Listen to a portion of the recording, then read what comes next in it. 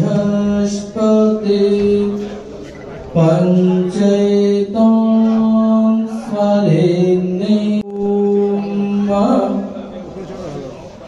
आनो भद्राः क्रतवो जन्तो विश्वात दवधातो भेखयं तन्माता पृथिवी तत्पितादो तद्ग्रावणो सोमसोतो मयो भुवनस्वेन सखं विश्ववेदा सस्ते नस्ताक्षो अरिष्टनेमि सस्ते नो আগরতলা থেকে রূপদা পরিচিত প্রায় আমরা এই জ্ঞানের বোধ পাবো, তার আমরা ভারতের অন্তরাত্মাকে খুঁজে পাবো। আর ভারতের অন্তরাত্মাকে যদি আমরা স্পর্শ করতে পারি, যদি উপলব্ধি করতে পারি, তাহলেই হয়তোবা আমাদের জীবন সঠিক পথে এগোবে এবং আমরা শান্তিপূর্ণভাবে, সুষ্ঠুভাবে, মঙ্গলিকভাবে আমরা আমাদের জীবনযাপন করতে পারবো।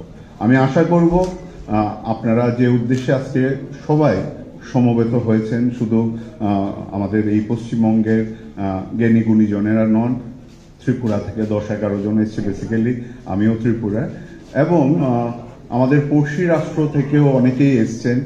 প্রত্যেককেই আমি আবারও সংস্থার তরফ থেকে এবং ইস্ট বেঙ্গল ক্লাবের তরফ থেকে স্বাগতও জানাই, শুভেচ্ছাও জানাই এবং কৃতজ্ঞতাও জানাই যে এইরকম একটি মঞ্চে আমাকে আমন্ত্রণ জানানো হবে। কারণ আমাদের যে এই বৈদিক শিক্ষা বা আমাদের যে এই জ্ঞান,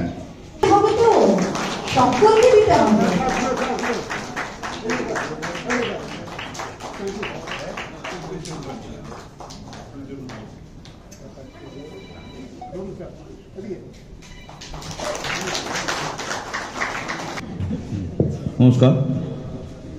এই ধরনের অনুষ্ঠান সাধারণত আমরা দেখি না, খুব কম। যখন শ্যামলবাবু আমার কাছে গেছিল, আমি ওনাকে বলেছিলাম, দেখুন এর সঙ্গে তো আমাদের কোনো যোগাযোগ নেই। আমি বলি কী হবে?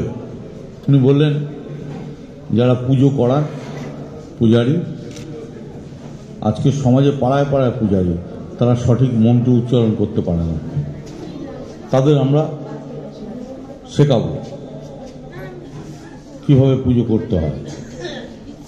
উনি বললেন, সংস্কৃত ভাষার চর্চা বৃদ্ধি লাভের জন্য আমাদের প্রচেষ্টা সারা বছর ধরে। সংস্কৃত ভাষাটা এমন একটা ভাষা যেটা আমাদের ভাষার ভিত, অনেক ভাষারই ভিত সংস্কৃত ভাষা। আমরা যারা সমাজকর্মী, আমরা যারা সামাজিক কাজকর্মের মধ্যে থাকি, আমাদের সৌভাগ্য হয় না এই ধরনের অনুষ্ঠানে আসা। শ্যামলবাবু বলেছে, শ্যামলবাবুর কাছে আমি কৃতজ্ঞ। আমার পূর্ববর্তী বক্তা এত সুন্দরভাবে দু একটা কথার মধ্যে দিয়ে এর উপকারিতা বুঝিয়ে দিয়ে গেলেন। আমি শুধু বলবো যে এই সাবজেক্টের উপর আমার যেহেতু দখল নেই, শ্যামলবাবুকে যেদিন এসেছিল সেদিনও বলেছি, আজও বলছি, এই ধরনের যত উৎসব হবে, যত অনুষ্ঠান হবে, তত সামাজিকভাবে আমরা তার সুফল পাব। আমার ভাগ্যটা প্রত্যেকে যাবে, কতটা ভালো হবো, কোথায় গন্ডগোল হচ্ছে একটু ভাই হাতটা দেখে দিত। এই দাদাকে বলছিল, ইনি অ্যাস্ট্রোলজার আর 20 লোক, আর মাত্র 32টার মধ্যে উনি একজন হয়েছেন, 8টা লোক আছে। এই কোনো 8টা লোক আছে না, এই 8টা লোকের মধ্যে ওনাকে আমি বলেছি, আপনাকে আর একটা আর দুটো এই দুটোটা।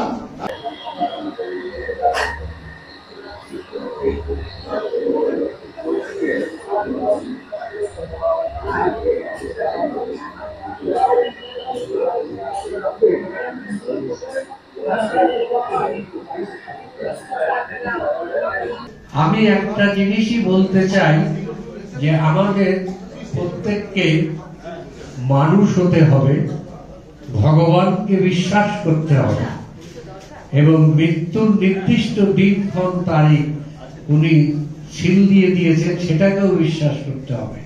এই তিনটি জিনিস থাকলে আর কদাচিৎ মিথ্যা কথা বলা উচিত নয়, এই চারটি জিনিস থাকলে he can be a great man. It is more or less 37,000 foreign and Bangladeshi awards. সেই অ্যাওয়ার্ডস গুলোর জন্য বাংলাদেশ সরকারের প্রধানমন্ত্রী আমাকে ডেকে বলেছেন এইগুলো নিয়ে একটা জাদুঘর করা হবে। সেমিনারের মূল বিষয়টা কিন্তু আমাদের যেটা আছে বৈদিক যে বৈদিক সাবজেক্টটা বিদ্যা, বিশেষ করে আপনার সংস্কৃত, বেদ, উপনিষদ, যে ভাষাগুলো আছে লুপ্ত, সেই ভাষাগুলোকে মানুষের ভিতরে তুলে ধরার জন্য, তাদের যাতে ইন্টারেস্টটা গ্রো করে তার জন্য আমরা এটা করেছি। কারণ আজকে যারা পৌরোহিত্য করে অনেকেই কিন্তু প্রায় এই তাদের রুটি রোজগার জোগাড় করে, কিন্তু পৌরোহিত্য করতে গিয়ে আমরা দেখি যারা পৌরোহিত্য করেন তারা সংস্কৃত ভাষার উচ্চারণটা ভুলভাল করে। কিন্তু সংস্কৃত ভাষা যদি উচ্চারণটা ঠিক না হয়, ভাষার ঠিক না হয়, তার পুজোটাও কিন্তু ঠিকমতো হবে না, মায়ের পুজো। যার জন্য তাদের শিক্ষার দরকার। অনেকে শিক্ষা করতে চায় না, যে বই পড়েই পুঁথিগত বিদ্যাতে যতটা হয় সেটা সম্ভব করে, কিন্তু সেটা আমরা করতে দেবো না বলেই আমরা সরকারের কাছ থেকে অ্যাপ্লিকেশন নিয়েই আমরা এই বিদ্যাটা শেখার চেষ্টা করাচ্ছি এবং করছিও। সুতরাং সেই হিসাবেই আমরা কিন্তু এই সেমিনারটা করা এবং আমাদের ইনস্টিটিউটটা তৈরি করা। সংস্কৃত ভাষার উপরে যে আপনাদের প্রচেষ্টাটা আছে, যেটাকে তুলে ধরা, সেটা কি আমাদের যুব সমাজের জন্য ভালো দিক দেখাবে? দেখুন, যুব সমাজের কাছে আগে তো সংস্কৃত ভাষাটা আমাদের স্কুল লাইফে আমরা দেখেছি ক্লাস 8 পর্যন্ত কম্পালসারি ছিল, কিন্তু এখন সেটা প্রায় উঠেই গেছে। তারা কেউ 4th সাবজেক্ট হিসেবে পড়া হয়, কিন্তু আগে কিন্তু কম্পালসারি ছিল। যাতে এটা কম্পালসারি করা হয় এবং করা হয়, তার জন্যই কিন্তু আমরা এটাকে তুলে ধরতে চাইছি সংস্কৃত ভাষাটা। কারণ ভারতবর্ষের বাইরে আমরা যদি নেপালে এরা অনেকেই আমি দেখেছি সংস্কৃত ভাষা তারা কথা বলে,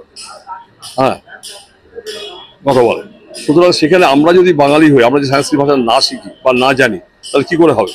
আর বিশেষ করে সংস্কৃত ভাষার ভেতরে উচ্চারণটা যেটার ভিতরে আমরা গুরুত্ব দিচ্ছি, সেই উচ্চারণটাই কিন্তু অনেক জায়গাতে আমরা দেখি ভুল। সেটাকে আমরা ভালো করে প্রনাউন্সিয়েশন যাতে করতে পারে, তার জন্যই আমাদের প্রচেষ্টা। আমার নাম শ্যামল ভট্টাচার্য, আমি founder, chairman, oriental study and research.